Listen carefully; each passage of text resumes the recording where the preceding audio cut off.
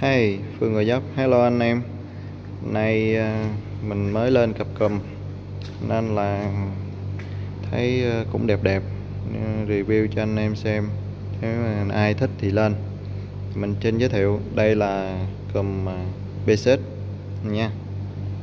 Basic nút đỏ đàng hoàng. Đây là cùm CBR650. Đó, có bao nhiêu đó. Đây thì cái nút này nếu như mà của Basic á thì nó là tắt máy, nhưng mà mình thì mình câu lại khác rồi. Chút xíu mình sẽ nói theo cái câu theo ý mình. Thì anh thợ đó anh câu theo ý nha, anh em cứ muốn câu theo kiểu gì thì anh câu vậy. Đây thì đây là nếu mà bình thường thì đây là bật pha, còn đây là passing này. Đó thì hiện tại mình câu lại theo cái ý của mình và những cái thiết bị trên xe mình đã có. Thì câu là cái gì? Cái này nè, hồi xưa mình có cái công tắc chuyển kèn, mình có đi một cái cặp kèn Sendenso. Đây Sendenso này nha. Nó hiện tại thì do mình gắn cái smart cây nên nó bị dướng, nên là mình gắn cái kèn sen nó xuống dưới đây.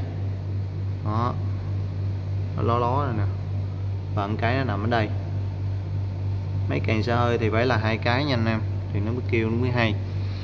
Rồi thì giờ mình chuyển nó bằng cái này, mình không có xài tắt máy này nên mình lấy cái này thấy khá tiện. Và xe mình thì nó có cái đèn L4 X, thì mình muốn là lúc nào mà mình không thấy đường thì mình mới bật lên. Còn passing thì mình passing tại đây, đèn chính đây.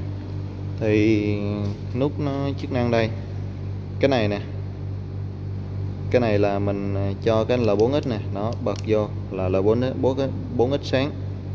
Còn passing thì anh ấy câu vô đây rồi đó, như zin. Tất cả là cái rất cắm như zin, anh ấy câu thôi, mà chỉ cắm vô jack của mình là xong.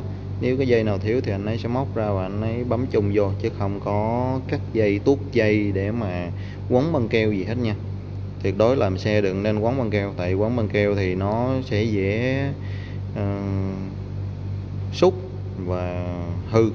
Lúc đó mình mệt lắm, mình không phải thợ nên là đôi khi đi đâu xa kẹt lắm, không biết đâu mà sửa hết á anh em à. Đây thì để mình đề phát lên để cho anh em xem thử như thế nào. Đây nha, cái từ từ mình quay theo cái cùm nó như thế nào nè. Đây nha, xe mình là 2016 nha, Mobita 2016. Đây cùm gắn vô rất khít, vừa canh bao chuẩn đó.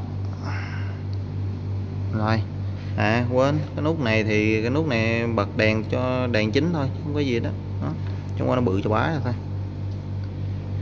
Thì để mà gắn được cái cặp cùm này nè anh em xem này ha, để mà gắn được cái cặp cùm này thì mình cần phải thay cái này, cái đầu này đen đen này, cái đen đen này nha. Cái này nè, người ta có bán sẵn, mấy shop á nó bán sẵn luôn. Mình về mình tháo cái nguyên cái cụm đen này nè, cái cụm đen này nè, nó nguyên cái cụm này nè, mình tháo ra cái chỉ việc trồng vô thôi, tháo ra trồng vô là xong. Đó, họ chế là y chang hết rồi, mình không có phần phải chế cháo gì lại, cứ mua về. Cái này là 600.000 cái đó, mua về bỏ vô là xong, thì mới gắn được cặp cùm này nha. Đó, nếu có anh em mà không mua cái này thì lúc đó mình sẽ cắt thì nó sẽ trống cái bên này nè, nó sẽ trống cái kẽ nè, chứ nó không có lên, nó không có bít gì không về nha, nó sẽ trống. Anh em thấy không, cái này của mình là nó bít, nó bít hết. Nó bít hết rồi chứ nó không có trống gì đó. Mấy cái này nè, là nó bít hết. Còn chế mà do cái này là chế cho cái này nên là nó đúng khổ ráp vô là xong. Nhớ nha, anh em muốn lên thì phải mua thêm cái này, hoặc là tự cắt rồi đi làm nhựa gì đó là tùy. Đó. Thì giờ mình bật lên để coi, cho coi mấy cái tính năng thôi.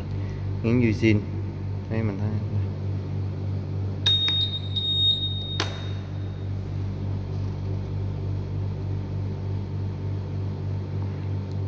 này ha. Thì cái đầu tiên là mình test cái kèn đây, kèn đây, kèn nè, đó đây là kèn zin. Thì bấm chuyển nè, đó anh em thấy không,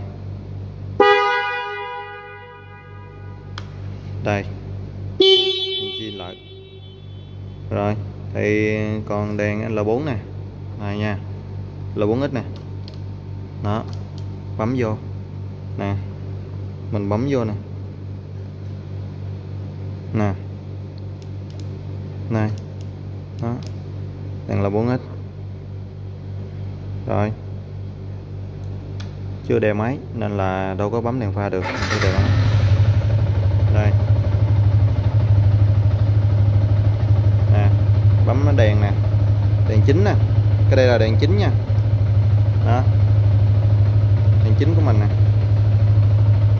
đó đèn chính nè, tắt mở đèn chính nè, đó nè, thấy không nè, passing nè, đó passing đèn chính. Đây bấm code lên này, đó đây bật luôn là 4X lên đây, đó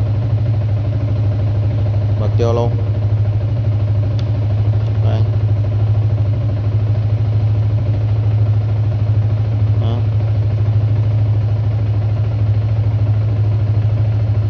Anh thấy không? Đó.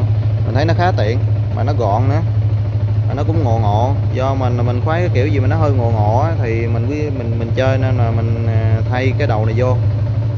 Thì không biết anh em nào có thích á thì lên chung theo mình, hoàn toàn như zin nha anh em. Đây gắn vô, đó rất khích đây, hoàn toàn rất khích, rất ổn rồi vậy nha. Đây.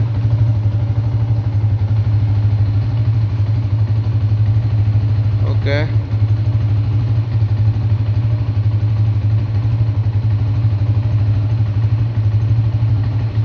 rồi vậy nha, mình kết thúc video.